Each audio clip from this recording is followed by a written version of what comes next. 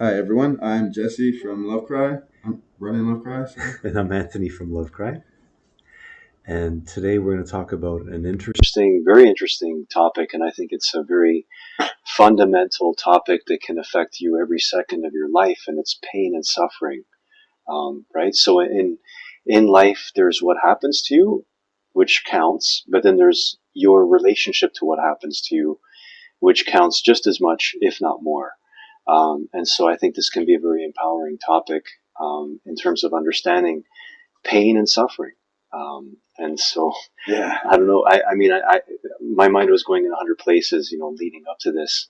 And, one image I had in my mind is like, you have a child that wants ice cream and you're like, well, it's almost dinner time. So you can't have ice cream because it's almost dinner. So you've given this logical explanation. I was like, wah, I want ice cream. And they're freaking out.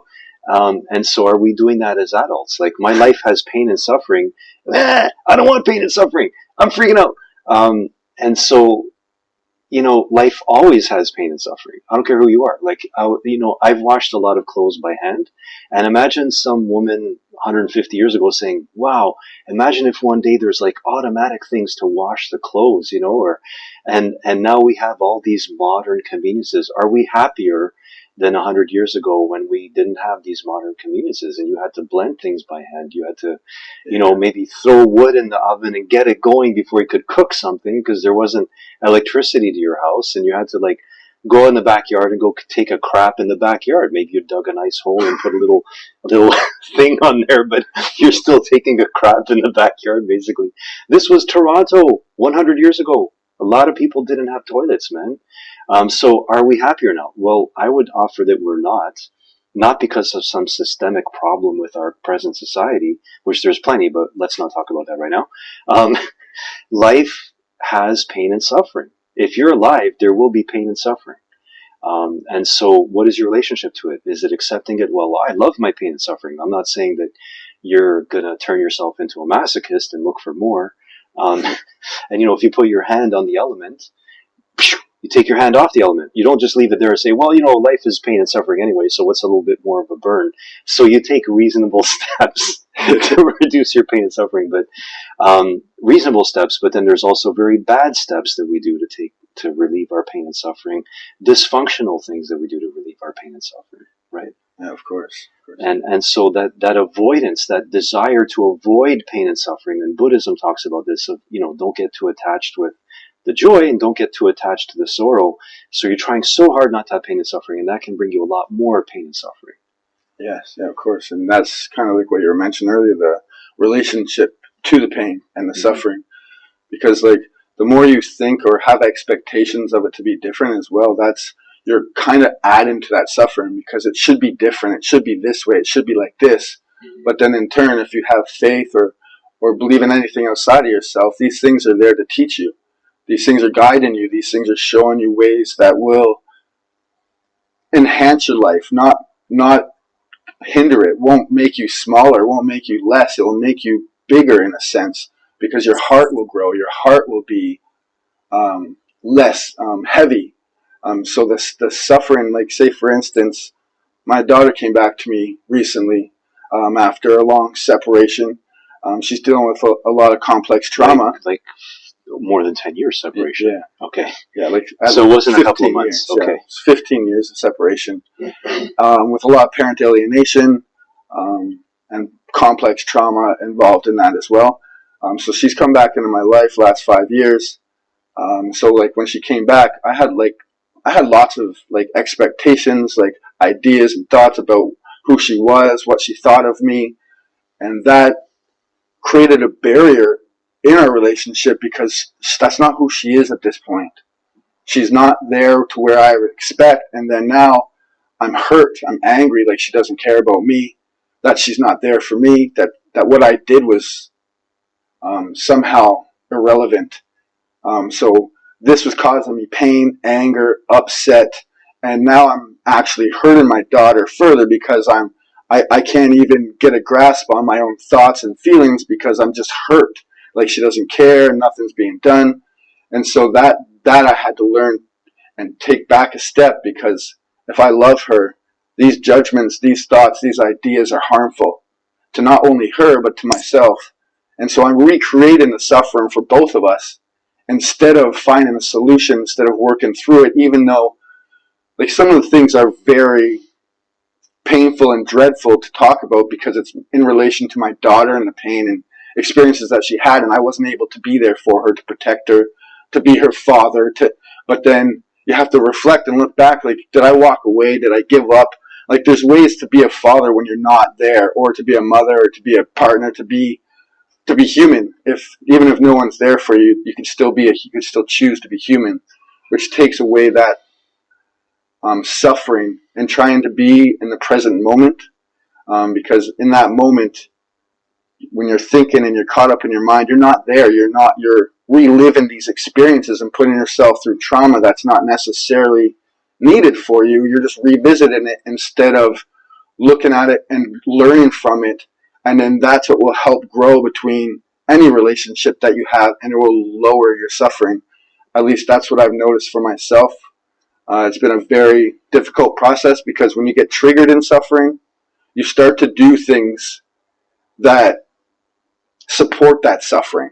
You start to think in ways that make you feel right for what's happening, and angry and bothered, instead of looking outward and using your heart and being understand that this is painful, this is hurtful. What do I want to do with that instead of react? Because the reaction is where you're just pouring gasoline on that fire, and like it's not going anywhere. You're like, it's still burning. You're like, I don't want it to. You're like, well, why are you putting gasoline on it then? Like, think of something else. You're like, maybe water will help, or sand. Like, you gotta think something else. In that moment. Yes. And part of what I heard from your share was that, I talked about, we have an expectation of life. My life shouldn't have pain, shouldn't have sorrow, shouldn't have hardship. And so it shouldn't have that. So when I do have it, I'm adding another level of pain on top of the pain from the thing that is painful. Now, you went more specific. So you had expectations about your daughter and your relationship with your daughter.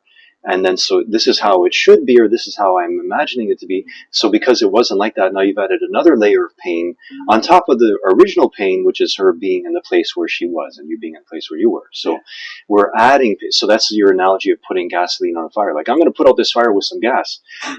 So if we're like, I've had this hardship, like, why me? Why is God forsaking me? Or why is my luck forsaking me? Or like, what's wrong with me? Or, why can't I? And then jealousy, like, why can't I have it good like that guy, like in the sports car with the convertible? Like, why can't I have a life like this? Like, dude, you don't even know anything about that guy's life, right? So we're adding pain to the pain. So just deal with the thing, be in that present. And as you said, like, don't add more pain to the pain by saying like how it should be. Well, newsflash, like I was talking to a friend of mine who worked in this office with a lot of well-to-do people, and she's like, when you get to know someone and you ask them if they really know you and they trust you, and you ask them how they are, they never say fine. Everyone's got some problems, that you wouldn't imagine. So that's life. Life is a struggle. And then Jesse's saying, even if what he's saying isn't true, if you can just say, well, I'm going to choose to learn something from this struggle, you're still ahead of the game. Exactly. Right? Even if what he's saying is not true. Separating yourself from the pain. The more you have ideas and thoughts like that, you're creating space for that pain. And that more and more space you create for that pain, the easier it is for you to come to a solution or to come to your heart rather than your judgmental mind. Because, saying, this shouldn't be happening. Yeah. My life should be easier. Like, I'm a good person. Why does this shit happen to me? I'm a good person. Why? And then I find too that westernized society, the system, wants you to stay suffering, wants you to stay in pain, because then there's always blame. But then when you actually come out of that pain and you start talking from experience, you start talking about what's actually happening, that it puts a light on a system. It shines a light. But if we're just, this is bad, they did this, they're trash, they're garbage, they shouldn't have this, they shouldn't be empowered, then neither one of us are learning. Neither one of us are growing. We're creating suffering, and then we have someone to blame for it. This is why. But then that's what, if you really want to look at it systemically as bad, then that's what they want, because then they're in control of you. then they have you by your, because we're reactionary rather than actionary. We're reactionary, and thinking how things should be, and hating on, and look at yourself. What can I do to grow and learn from this pain, whether you deserve it or not? And deservability, is a big one too. Like hardship, everyone's getting them. Do we all deserve hardship? Like it, sometimes shit just happens. In a sense, we kind of need hardship.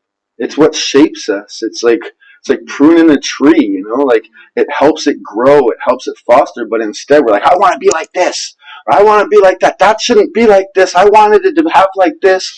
This is what it's done to my life. And it's like, no, if you really break it down and look back, it's how you're thinking about your life that's led you to here. And on top of that as well, it's like if we look at even like, I say like rapists and murderers and things like that, like they're obviously suffering and in pain as well. And they're choosing a way out that may not necessarily be the right choice, but they are suffering as well. And if we start to look at those aspects of things, maybe murders, rapes, child abuse will start to go down because we're not going to be reactionary. And so like each time we pay attention to that suffering, to that pain, in a sense we are changing the world, because you're taking a piece of that pain and suffering and bringing it back, and owning it and transforming it and healing it. Yeah, into something productive instead of something that's, I can't even think of the word right now. Something that's adding to the pain. We're taking away the pain. And you can do things like, what do we do with our pain? Is we can examine ourselves and say, okay, really look at that pain. So rather than saying like, I'm going to go get drunk, I'm going to go get trashed, I'm going to go play video games for 8 hours, like whatever it is, I'm not going to distract myself. I'm going to look at this pain. Where does it come from? And talk to it, converse with it, have a dialogue with it. And that's when the pain can tell you its message. And then you can, addressing things is the best chance of, helping to heal it. And you have to be willing to take, I would say, constructive criticism. You have to be willing to take even towards yourself. Yeah, you can constructively criticize yourself too. I find most people don't do it. Like if you're unconscious and you're first learning these things, it's very hard for your mind to unconsciously tell you something that's supportive, that's not just based on your conditioned thinking that led you to these places in the first place. So that part's important to. You need to have, like, I think you need to have someone you trust in your life to be able to bounce these ideas back and forth, and not just someone who's just going to appease you. Right. Or just be like, yeah, that's great, or that's this. Or, they give you their opinion of what they think. And then you have to be willing to adhere to that and hear it. But I find that's a difficult And they have to have enough trust in both ways to tell you something difficult. Like, listen, I think you need to look at this aspect of yourself. Rather than, that person's an asshole, or that organization's an asshole, and you're a victim, and poor you. And so it's, you're right for your pain. And so, someone who has that trust to say, well, let's take a growth tack from this. What's inside you that brought this out, or what, sometimes there's something inside us which is not healed, and it's ongoing, and it will bring that situation back into our life. Manifest it. Yeah. And so manifestation is a huge one, where rather than like putting on these rose-colored glasses and like, I'm a millionaire and I have 5 cars and I have 3 girlfriends and everything's cool. Like but what's deep inside you will manifest if it's not healed. So it's a really good idea to look deep within yourself. Where does this pain come from? Usually if you're really mad at someone, it's linking with something else that happened before. And it's linking together with this unhealed thing, and then they're glomming together, and now all the anger is coming out on that one situation. So look inside. What's going on, what has gone on. Yeah, because that's like because another thing I guess we were talking about before too. A good way of working with that when you're conversing with someone is like a stuck point. So like some kind of thought that you're on that isn't helpful. And then you start to look at other thoughts that could go along with it, say, like positive judgments, and then pros and cons. There we go. And so you work on that aspect of that thought, and then you have someone work with you on the pros and cons, and then you could start to see that thought in a different light. It just gives you more doors, more pathways to choose from, rather than just a singular conditioned idea of what you think you should do. So that part I found very helpful. I learned that in a PTSD study that I was doing at TMU, I guess, Toronto Metropolitan University. Formerly Ryerson. Yeah, which was very, it was very helpful. Those things I think were very constructive and helpful in the family to communicate those ways. So that's one positive way of dealing with it. You made a great comment, or a great wording you had before, was to creating space around something. So imagine you're a mechanic working on an engine, and it's just like a tight little engine bay, and the engine's, and you can barely so creating space. Now I can work on that better, right? So, so the stuck point technology you're talking about is creating space around the stuck point. So it could be a thought or a feeling that like keeps going around, right? Yeah. That's not being because those thoughts they're very defensive. They're very ingrained, and they know, I'm protecting. I'm keeping this safe. This ain't going to happen again. You'll never be hurt, blah, blah, blah, all these. And like when you bring up a positive thought, it's like, and then it just eats it. You're like, yeah, that makes sense. And then you're like, no. You're like, damn it, you're like, and then it's very difficult because you're just, you're like a baby trying to walk.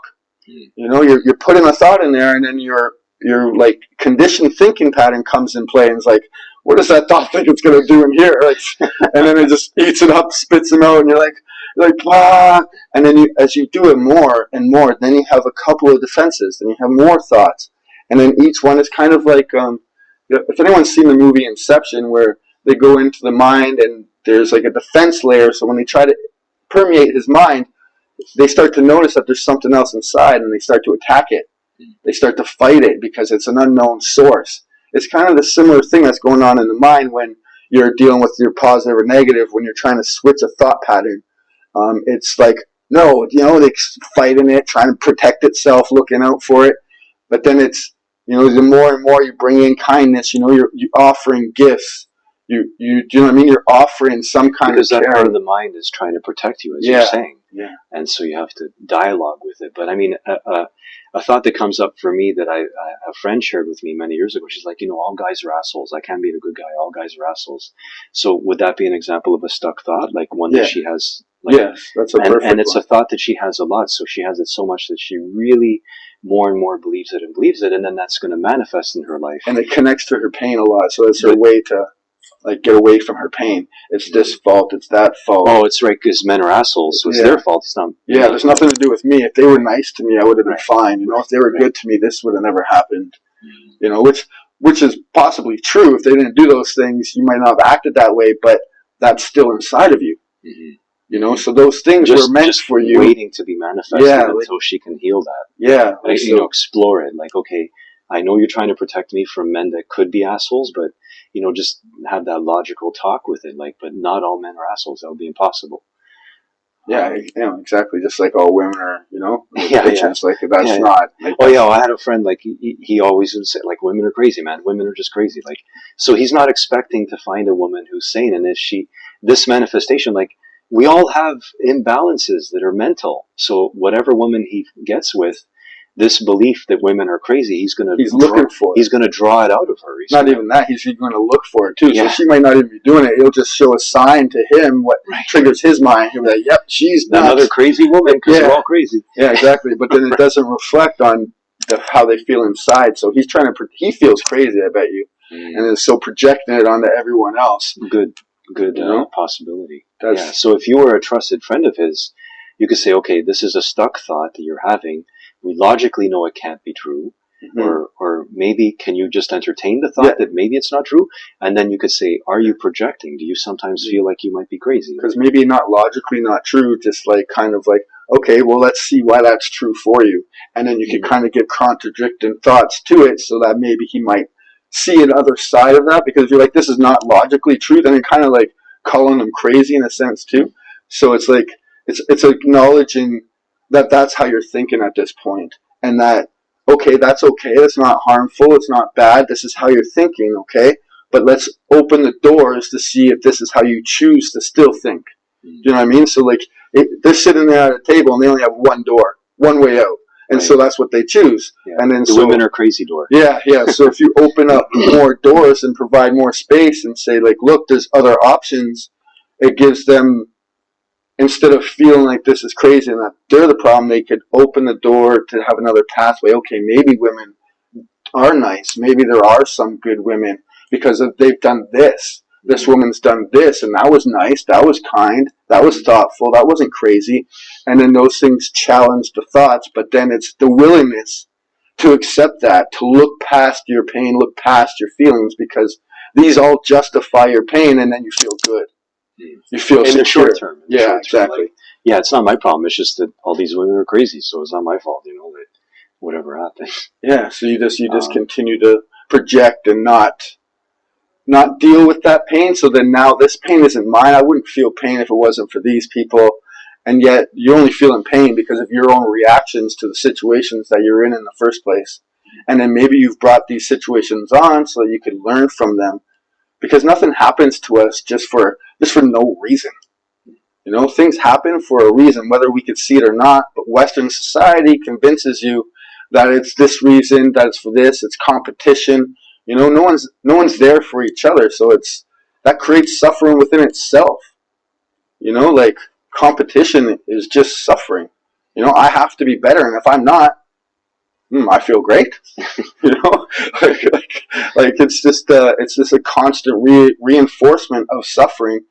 And if you really believe that the system is against us and trying to willfully do this, then we need a constructive way to combat this. No, not just be hateful like the way that they infer us to be, but respond with heart, respond from mindfulness, kindness.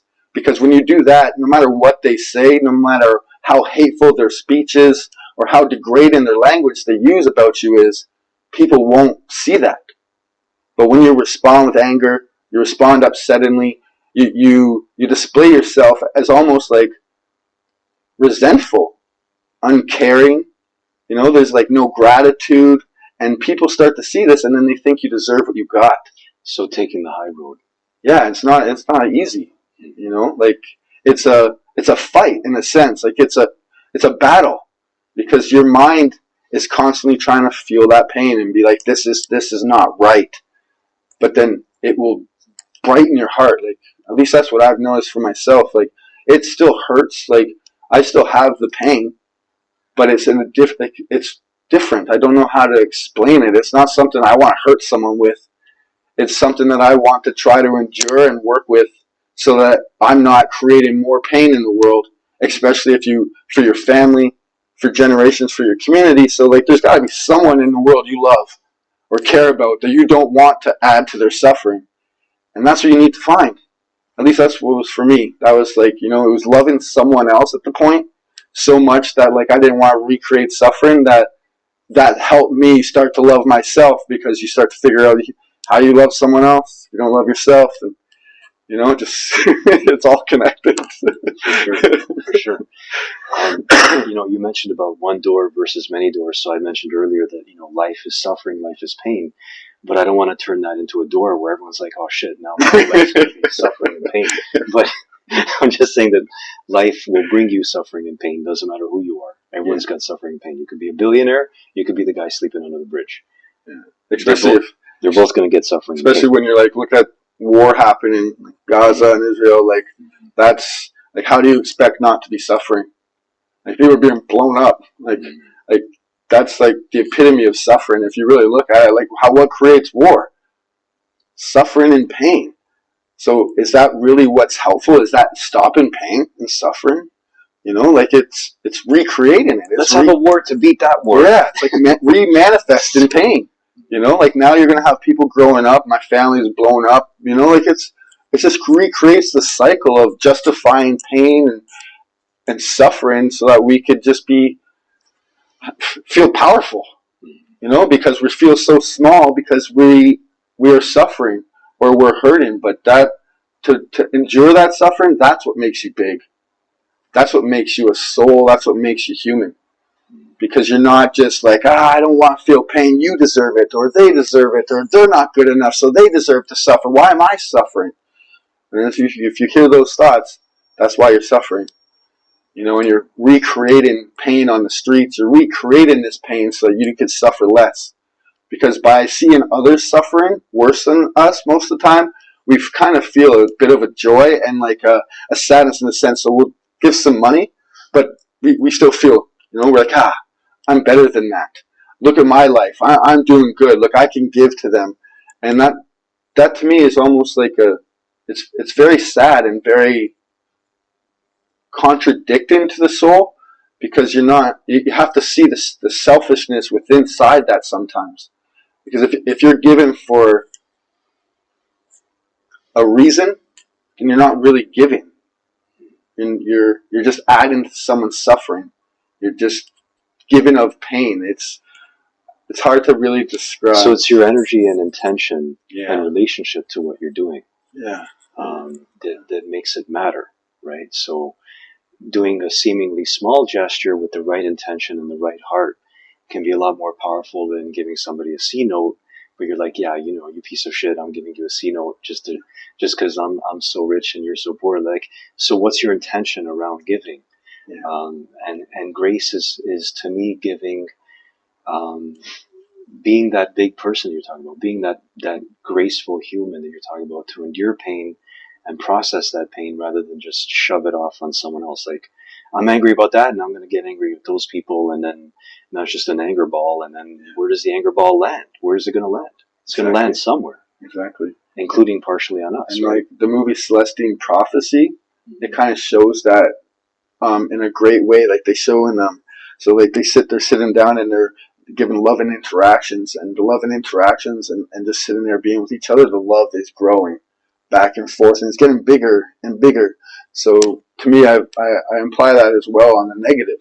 Mm-hmm. So if you're sitting there giving hate, and then you give hate back, and then you give hate back, like, so now it's double strong, then 3 times as strong, then 4 times as strong, and it just keeps building and building until finally it erupts. Like a volcano kind of thing. Like it just can't contain it no more, and then something bad happens. Right. It's very. So be careful. Be careful with your intentions and energies, and be mindful with your intentions and energies, and be coachable, and be coachable with yourself. Like, I don't have to be better than everyone else. You don't have to be. Like, I think that's a game that our egos often play. Like, we have to find many, many ways that we're better than other people. Yeah. And when, you're stepping on someone's head when you're doing that. So it's like, we're all humans, we're all having an experience. We're all having our own interpretations of our experience. So, something that happens to you might mean something totally different if the same thing happens to someone else. And similarly, you doing an action might have a very different meaning than another person doing the seemingly same action. So, look inside, be aware, get to know what's going on inside you, and be willing to say, hey, I'm imperfect. And this is a big thing in Christianism where, like, I'm a worm and I'm nothing. Don't go that far, but be willing to say, I can improve, I can grow. Yeah, and look inside at what's going on. Yeah, because we're more than nothing. That's kind of like a conditioned thinking pattern in a sense, where they, like if you see that we are the same as everything, then we're nothing. Like if we could see that we're the same as everything, the ash, the dirt, that means that we are everything. Mm-hmm. Like we are everything. So we are that piece of shit on the ground. We are the ash and the dirt. We are the the mud. Like we are everything. We're the disgusting sewer system. Like we can be every rotten thing in the world, but we could also be every good thing in the world. And that's where we need to see. It doesn't matter how much money or how low your income is. If you're on drugs, not on drugs, you can be that soul. It's the westernized conditioning make you think and feel like you're nothing, and then suppress you and don't give you ways to find yourself. They give you a friggin' drug. Here's a drug, and that's going to end your suffering. And it's just like they're profiting off suffering. Profiting. Like, what kind of country does that? I guess a lot. You mentioned being sorry. You mentioned being at one with everything. Yes. And in Hinduism, like, the creator is in every person, is in every animal, is in every speck of everything. The creator is there. So we are all one. And then if you want to go away from Hinduism to like pure science, in pure science, everything that exists came from an infinitesimally small point of nothing that blew up. So whether you want to look at it this way or you want to look at it that way, we are all part of the one. And we can schism ourselves. That's our free will. And we can also, as you're saying, you can be the bad things, you can be the good things, you can be whatever you want. But, to be happier and to have less pain and suffering is not about eliminating the problems in your life. It's about fixing and healing your relationship to the pain and sufferings in your life.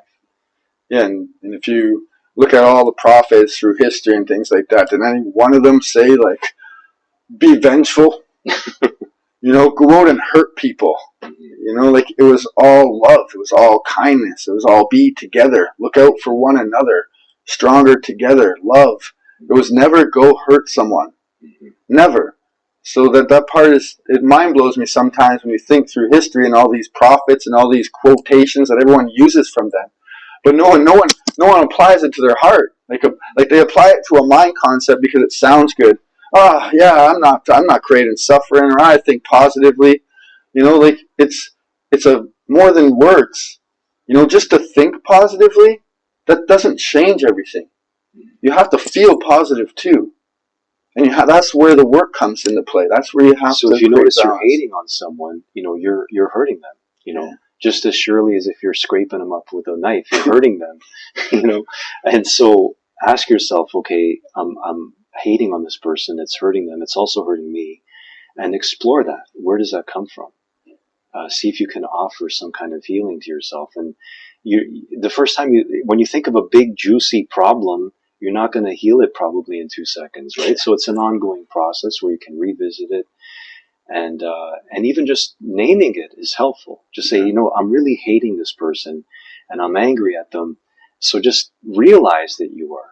Maybe you're not going to change anything in the first time, but just look at it, realize it, and don't try to gloss over it. Well, I'm not that kind of person, so I'm just going to think about something else. Like, it's there. Yes, it's there. Exactly. Look at it, see it, notice it. Yeah, don't just force yourself to think positive about it. Yeah. That's where the work. That's when we put the shit under the carpet and then smooth the carpet. Yeah, that's where that friendship comes into play. You have to make friends. You have to be friends with that. That's how you're going to end your suffering. Not end it, but you're going to be one with your suffering rather than reproduce it and manifest it over and over again. You'll go through your pain and suffering and come out. That's the important part. That I found was the hardest work, is being friends with that negative thinking and not allowing it to overpower your positive. Allow them to kind of work together, not just be like, this is the right. Right. Because it's not. The negative thinking, you're not like, okay, get the fuck out of the boardroom. Because it won't get out of the boardroom. Yeah.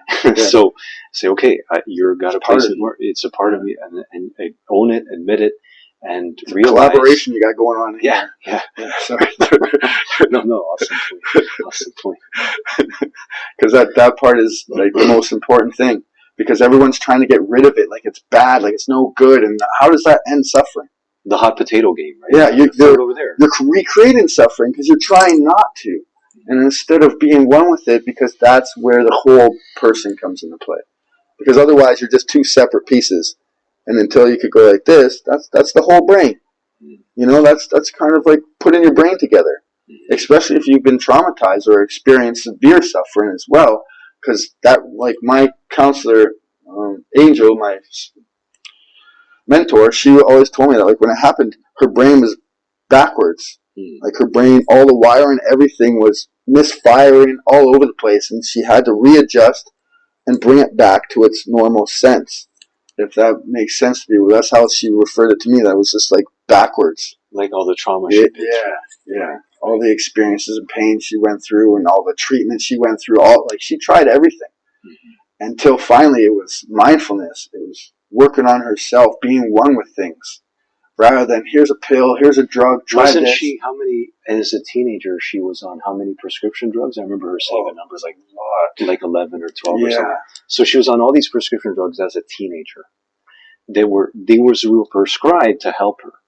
But all they were probably helping her to do was to repress and schism herself even more. Yeah. She even did radiation, shock therapy. She did all sorts of things to try to get better because that was her goal, was to heal from her pain and suffering. And that she doesn't know. So you go to the westernized society and do everything you can that they're trying to help you because you think that's their goal. And to her demise, like to her understanding, there was nothing there for her. It didn't heal the heart. It just kept this physical idea of who she was. And so she learned to love. Love was the thing that saved her life. It put her cancer in remission.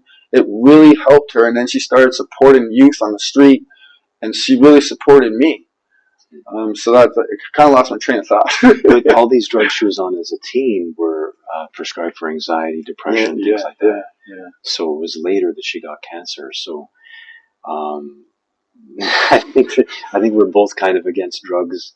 I mean, not like against it in a sense, but it's like she kind of like when they there's were a crutch for when there's things that show you that medication isn't always the answer to these types of issues. That's where I'm concerned, and it's not being viewed at in a medical sense. That is kind of just like, oh, there's no proof, there's no quantifiable research being able to be done on this, so it's very hard to prove that these things work. How do you do research on, like, how do you do a double-blind study on acting from your heart and proper integrative therapy? Like, do you give some people fake therapy and some people real therapy and then compare the two of them? Like, how do you do it? Like, okay, you go to the therapist and you watch the Flintstones. Yeah. But probably even watching the Flintstones, I wouldn't do that before I would take an anxiety drug. So there's a little primer on pain and suffering. And thanks for tuning in. If you have questions that you want us to address, please leave them in a comment. And Jesse, the Zen master, head and heart integration, can take a look at them. And there's no questions that are dumb. In fact, questions that you think are dumb are probably great questions. Yeah, probably get us to think, like yeah. Try to stump them. All right. Thank you. After this.